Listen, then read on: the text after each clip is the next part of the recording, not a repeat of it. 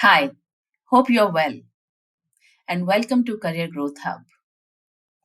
In less than 1 month of this new year, 2024, we have heard so many news about the layoffs being done in many corporates. And this has left a really gloomy environment, if I may say so, in the world of work. So, we see, I have witnessed a lot of people now looking for a job. So, in order to help you from Career Growth Hub, I have created a guide with 5 common and top behaviors that you should take care of when you are going for an in person interview. Make sure to follow these 5 top tips, and you will be able to clear an interview with confidence and with flying colors. All right, so let's get started. Number one, effective communication skills. The way you communicate, the way you talk, helps you to build an image for yourself. It will help you to be a memorable candidate. So, make sure that you have taken a good look at your skills, your experience, all of it that is mentioned in your resume. Make sure that you know it by heart. Read through the resume and try to run through in your memory before going for an interview what all you have done. It's like remembering an incident that may have happened. Prepare for all the questions that you anticipate might be asked to you. And most importantly, make sure that you know how to articulate your skills and your experience when you are being asked that question. Communication skills is not just about what you will speak, it's also about what you will hear. So, active listening is one of the main aspect of communication skills. So make sure that you know when to speak up and when to just listen to the interviewer. Having patience in listening and paying attention to what the other person is saying will get half of the battle already won for you. So, moving on to number two, professional appearance and demeanor. How you dress up for an interview is has nothing to do with what you are as a person. It's, remember, the world is more about what first impression you are going to give. So follow the guidelines of the organization that they have in terms of dress code. Your appearance should be based on the dress code that they really have.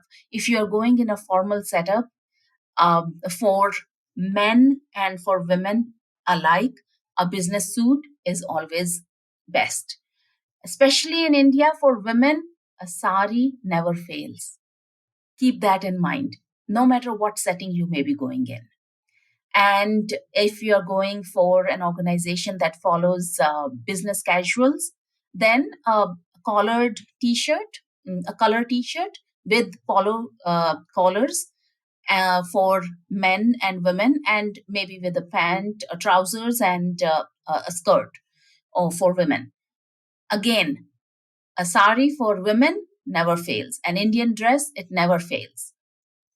And if you are going for an interview for a creative or a startup, while they may have a casual setup, again, make sure that you bring in your own self and your own element into your dress up.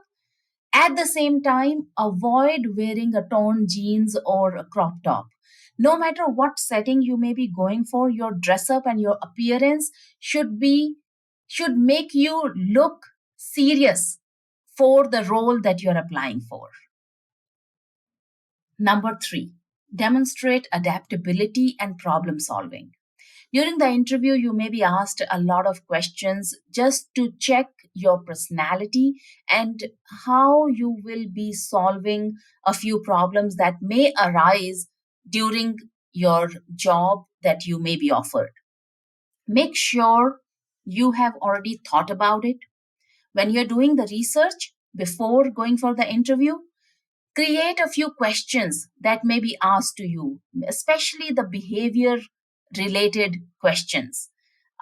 For example, give me an example of an incident where you faced a lot of challenge and how did you solve it? That's a very vague question, but it is asked. And the purpose of asking this question is not to put you at a spot and not to make you uncomfortable, rather, to learn, are you really ready for the challenges that this job is going to bring to you when you are hired for this job? So, practice is the key. Make sure that you write down a minimum of 20 to 25 questions for any interview and write down the answers and then practice those in front of a mirror. And you'll see, if you cannot practice in front of the mirror, then record your voice. My suggestion would be to go and practice in front of the mirror. That's the best way one can do. Number 4, confidence and positivity. Your body language is going to say a million words than compared to what you are really going to speak in the interview. So make sure that your body language is exuding confidence. Now, you may think that, I am all nervous here. How do I show up all confident in the interview? Well, let me give you a mantra. Fake it till you make it. It's very simple. You do not have to feel confident inside, but with practice, you can show your face, your body language with confidence. The best way to do it is make sure that your hands are not moving here and there, and you politely just keep your hands in your lap. This, and make sure that you're sitting bolt upright. Bolt upright is like how I'm sitting right now. Okay?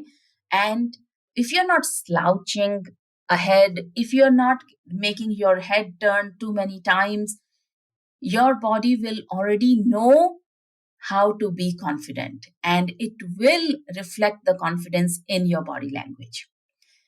Make sure that when you are being asked a question, the answer does not start with a no.